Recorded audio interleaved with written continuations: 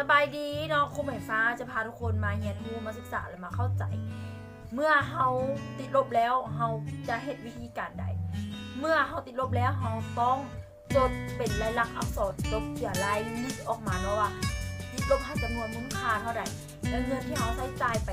ในอันที่การบ่วงติดลบมันคือจำนวนเท่าใดเนาะต้องได้จดออกมาในทุกคนต้องได้จดออกมาเมื่อจด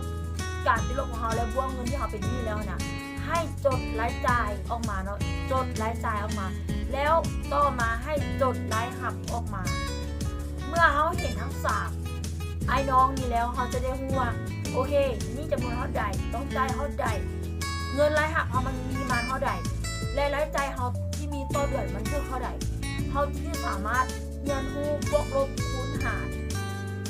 และมันจะให้เขาเข้าใจไม่ใช่เขาเข้าใจแล้วเขาจะปรับตัวให้มันถูกต้องให้มันสอดคล้องเนาะบอกไปเลยว่าครูใหม่ฟ้าก็เป็นคนหนึ่งที่เราเคยติดลบมาติดลบจนไม่มีเงินว่าจะกินข้าวแต่ก็สามารถหยุดการติดลบนั้นได้ด้วยการ1สิ่งอื่นมันเราต้องยอมรับความจริง2หยุดการสร้างหนี้เพิ่มเพราะครูใหม่ฟ้าเห็นมากับนักเรียนแต่งหลายๆคนเป็นหนี้แล้วต้องการซอกหนี้เพิ่มเช่นว่าอยากหาเงินบ่มีให้ไหนไปยืมเงินมาลงบ่มีไปซอกเงินมาใส่บ่มีแล้วฮู้บ่ว่าเมื่อเฮาติดลบน่ะเฮาจะเอาเงินใส่กระยามาใส่น่ะมันก็จะเป็นการเพิ่มหนี้คูณสิ่งขึ้นไปสิ่งอื่นเมื่อตอนที่เฮาติดลบในเฮาต้องหยุดแล้วเฮ็ดความเข้าใจแล้วถ้ามีเจ้าหนี้อยู่ใส่ต้องไปขอเขาก่อนคือขอเขาพรสั้นพรยาวก่อนเนาะ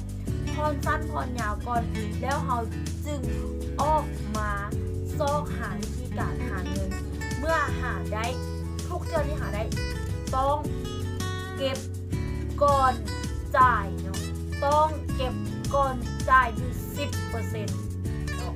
เมื่อเราเก็บก่อนจ่ายแล้วปุ๊บหาเหลือลบเท่าไหร่ก็ส่งยื่นหมูยื่นแมวหาเจ้าหนี้ที่สำคัญอย่าหยุดการติดต่อกับเจ้าหนี้ทุกคนเลยเนาะต้องติดต่อหาเขาต้องล้มเขาเนาะคือเป็นคนที่เคยมีหนี้มาด้วยกัน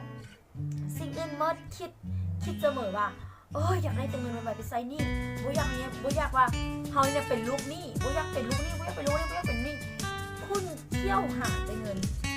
คุณเที่ยวแล่นจะนำเงินจนลืมครอบเจ้าหนี้เนาะจนลืมครอบเจ้าหนี้บอกกันเลยเจ้าหนี้สำคัญหลายเด้อ